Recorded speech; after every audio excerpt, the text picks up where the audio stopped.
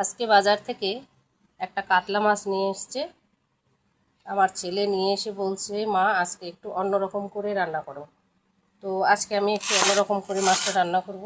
আর এই মাছের ডিম রয়েছে আর তেল রয়েছে, এটাকে আলাদা করছি।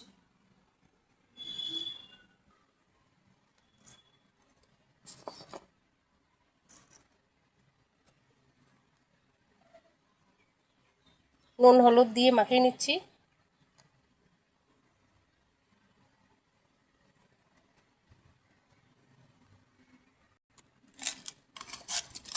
এইভাবে সুন্দর করে মাখিয়ে নিচ্ছি।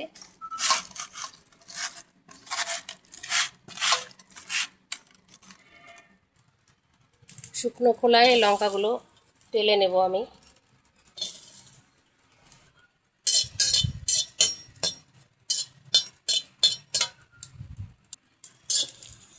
ভাজা হয়ে গেছে, এটাকে আমি শিলপাটায় বেটে নেব।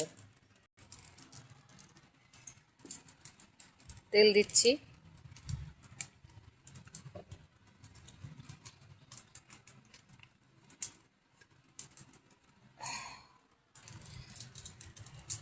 তেল গরম হয়ে গেছে, মাথাকে আমি আগে ভেজে নিচ্ছি, কেন মাথা ভাজতে তেলটা বেশি লাগে।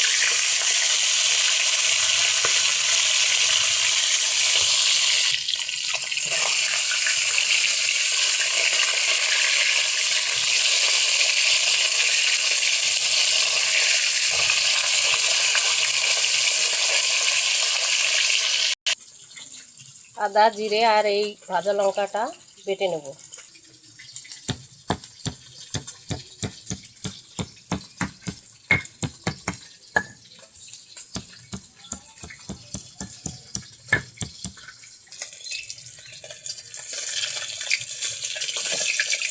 মাছ ভাজা হয়ে গেছে, উঠিয়ে দিচ্ছি। মাথাটা আগে ভেজে নিলাম, এখন একে একে মাছগুলো ছাড়ছি।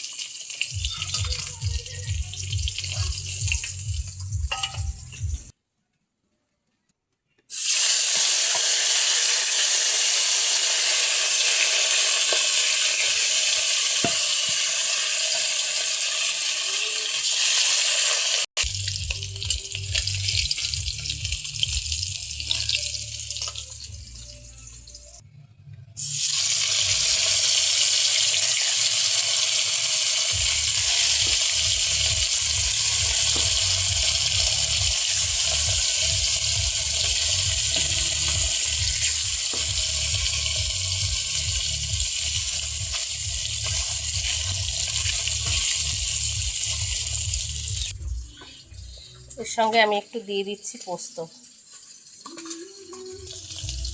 পেটের মাছগুলো আমি পরে দিয়েছি, কেন পেটের মাছ পেটি যদি বেশি ভাজা হয় সেই মাছের স্বাদ নষ্ট হয়ে যায়। তো পেটির মাছগুলোকে সবসময় একটু হালকা ভাজা করলে ভালো থাকে, মাছ খেতে স্বাদ লাগে। এই যে আমরা ছোটোবেলায় যখন দেখতাম মাকে মাছ ভাজতে, তখন আমরা পাশে গিয়ে দাঁড়াতাম যে মাছ ভাজা খাওয়ার জন্য। আর এখনকার বাচ্চা কাচ্চা দেখুন, ভাজা তো দূরের কথা, প্রয়োজনের যেটা খাওয়ার সেটাই খেতে চায় না। মাছগুলো ভাজা হয়ে গেল। যে তেল আছে এই তেলের মধ্যেই আমি এখন দিয়ে দেবো একটু জিরে, তেজপাতা,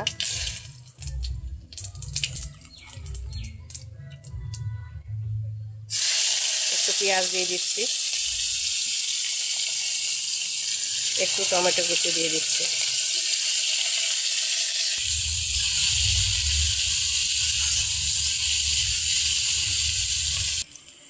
দিয়ে দিচ্ছি স্বাদ মতো লবণ,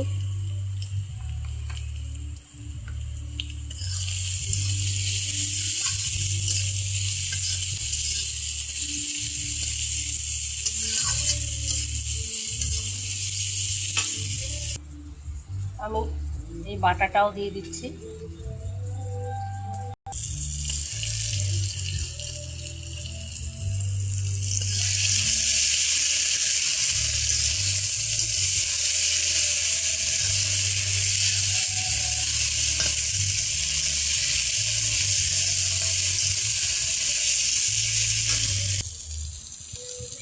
এখন আমি হলুদ দিয়ে দিচ্ছি।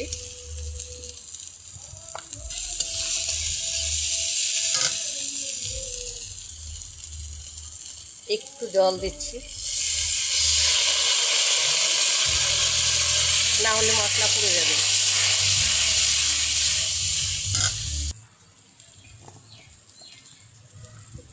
একটু কাশ্মীরি দিচ্ছি, যেহেতু কাঁচা লঙ্কা সেই জন্য রঙটা যাতে ভালো হয়, একটু কালারটা ভালো আসে, সেই জন্য আমি একটু কাশ্মীরি দিলাম।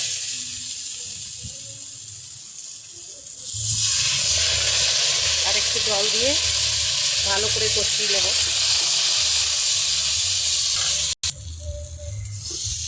মশলা কষানো হয়ে গেছে, এখন জল দিয়ে দিচ্ছি। আমি এটাকে মাছের কারি করব, তো খুব বেশি টেলটেলা ঝোল করব না, একটু মাখা মাখা করব।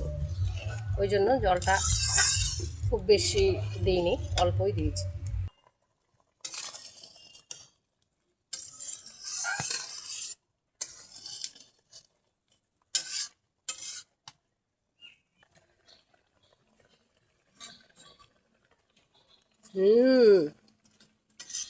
ঝোলটার দারুণ সুন্দর সুগন্ধ বেরিয়েছে। এবারে আমি মাছগুলো দিয়ে দিই।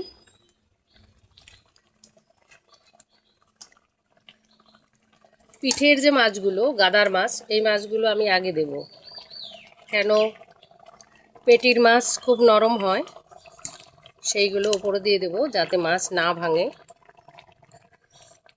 এটা আমার নিজস্ব ধারণা। পিঠের মাছগুলোকে আগে দিয়ে পেটের মাছগুলোকে উপরে দিচ্ছি এইভাবে।